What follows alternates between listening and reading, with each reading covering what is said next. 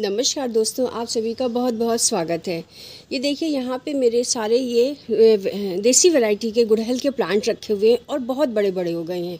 इनकी मैंने बारिश में कटिंग कर दी थी और कटिंग के बाद इन्होंने ग्रोथ तो बहुत अच्छी पकड़ी है, पर इसमें फ्लावरिंग नहीं हो रही, जबकि मैं खाद बराबर डाल रही हूँ, हर महीने डाल रही हूँ। और अब तो इतनी ज़्यादा ग्रोथ हो गई है कि गमले की मिट्टी बहुत जल्दी सूख जाती है, पानी रुकता ही नहीं है कितना भी भर दो, क्योंकि एक तो जड़ें ना सब ऊपर आ गई हैं, सारे ही पौधे हैं और ये सारे मेरे कटिंग से तैयार पौधे हैं।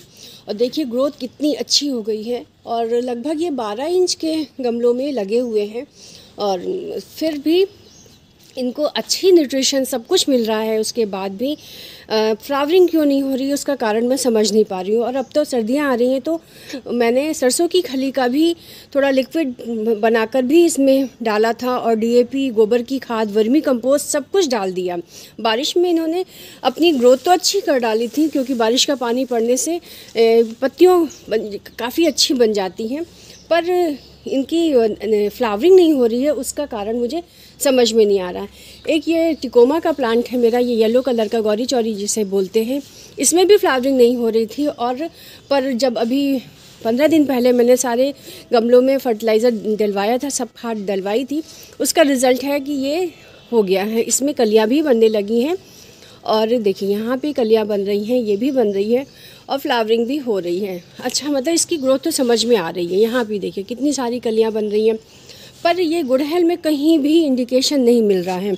तो मैं यही सोच रही हूँ कि इनको रिपोर्ट कर दूँ, मैं सारे पौधों को गमले से निकाल करके इनकी अच्छे से कटाई छटाई कर दे। और ऊपर तो खैर नहीं, ज़्यादा इनकी कटिंग नहीं करूँगी मैं, खाली गमलों से पौधों को निकाल के जितनी ज़्यादा जड़ें बनी हुई हैं देखिए।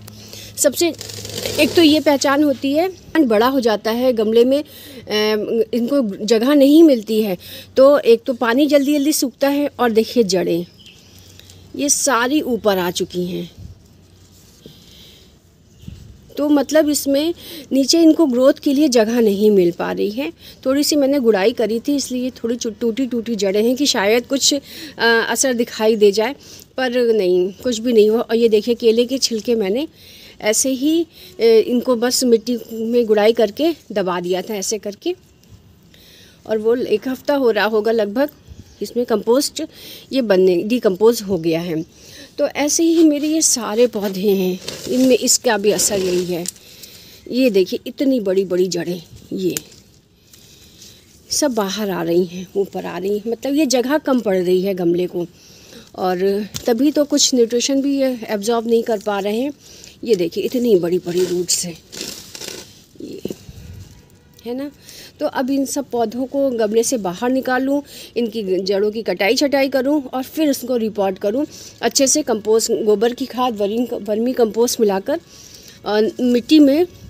मिट्टी को फिर से नई करनी है, तो फिर शायद ये ग्रोथ करे। वैसे भी अब सर्दियों में ये फ्लावरिंग नहीं करते हैं, और अगर आते भी हैं फूल तो बहुत छोटा साइज़ होता है। कोई बात नहीं, अपनी कोशिश कर लेते हैं, क्योंकि मौसम भी अच्छा है, अभी काम करने में कोई ज़्यादा दिक्कत नहीं है, क्योंकि अब सर्दियों वाले फूल आने वाले हैं, प्लांट आने वाले हैं, उनमें लगना पड़ेगा, तो ये काम फिर बहुत भारी पड़ेगा, इसलिए मैं ये काम अब कर ले रही हूँ।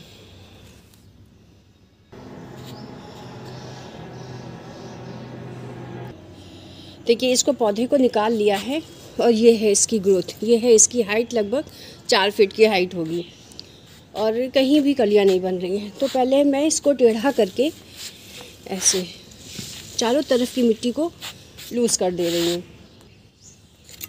ये नाइफ़ है मेरा, बहुत काम का है। इससे चारों तरफ की मिट्टी ऐसे ऐसे गोलाई से पूरी मैं इससे लूज़ कर दे रही हूँ, और फिर उसके बाद ये पौधे को ऐसे पकड़ के खींच के निकाल देंगे तो आराम से निकल जाएगा।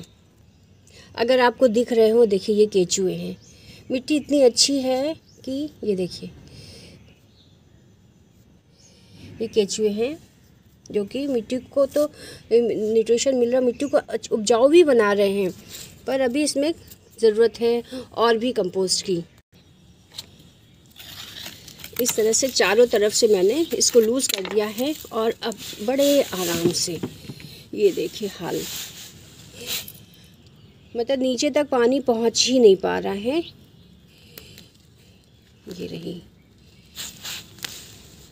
पूरी नीचे, जबकि शाम को पानी डाला है, नीचे पूरी मिट्टी सूखी हुई है।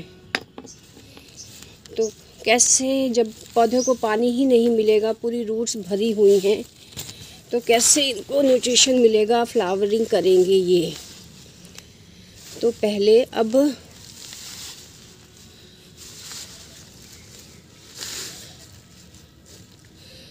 तो मैं क्या करती हूँ, इनकी सब यहाँ से ही सारी रूट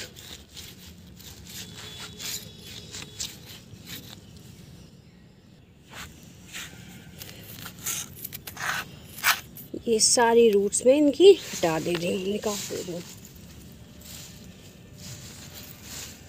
और पौधे को यहाँ से भी, साइड से भी है।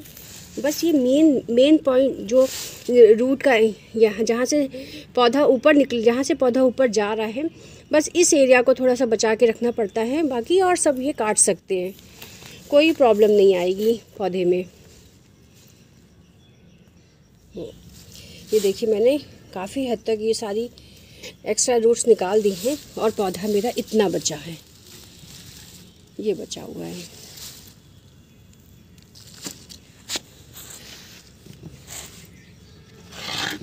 और इसी गमले में ही नीचे होल है, उसके ऊपर ये दिया रख दिया है जिससे कि मिट्टी ना जाए। और अब इसमें मैं कंपोस्ट सब मिला के और फिर इसी में सारी ये रूट्स जो हैं निकली हुई हैं, इनको भी हम इसी में डाल दे रहे हैं नीचे, या डिकम्पोज हो जाएंगी।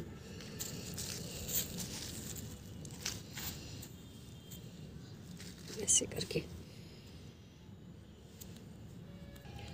इसमें थोड़ी सी गोबर की खाद और वर्मी कंपोस्ट और थोड़ा फंजीसाइड मिलाकर मैंने इसी मिट्टी को ही रिन्यू कर दिया है और इसी में ही ये पौधा मैं लगा दे रही हूँ। पहले थोड़ा सा भर ले रहे हैं और उसके बाद पौधे को ऐसे बीच में रख के और चारों तरफ से मिट्टी भर देंगे। इससे अब निकालना पड़ेगा क्योंकि ये गमला टूट रहा है, काफ़ी कुछ टूट गया है, तो ये पौधे को फिर से निकाल के दूसरे गमले में डालना पड़ेगा। ये गमला काफ़ी टूट गया है, पानी रुकेगा ही नहीं इसमें।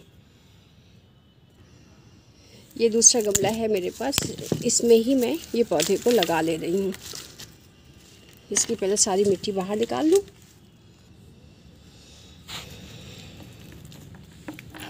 निकाल ली है मिट्टी और इसी की ही गमले की मिट्टी फिर से मैं इसमें डाल के यही वाली मिट्टी डाल दे रही हूँ। फिर अपने पौधे को इसमें अच्छे से रख दे रही हूँ।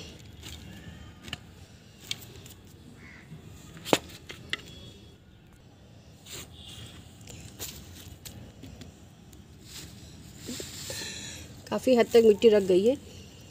प्लांट अब इस पोजीशन पे रखना ठीक है। चारों तरफ से मिट्टी भर दें और ये प्लांट स्टेबल हो जाएगा।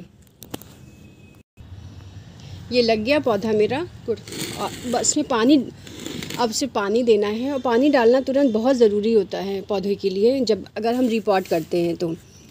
अब देखते हैं कि ये कब तक रिज़ल्ट देते हैं, अच्छा इनमें कब तक फ्लावरिंग होती भी है कि नहीं होती है, कि मुझे फरवरी मार्च तक इंतज़ार करना पड़ता है। इसी तरह से मुझे ये सारे पौधे सही करने हैं आज, जितने लाइन से लगे हैं।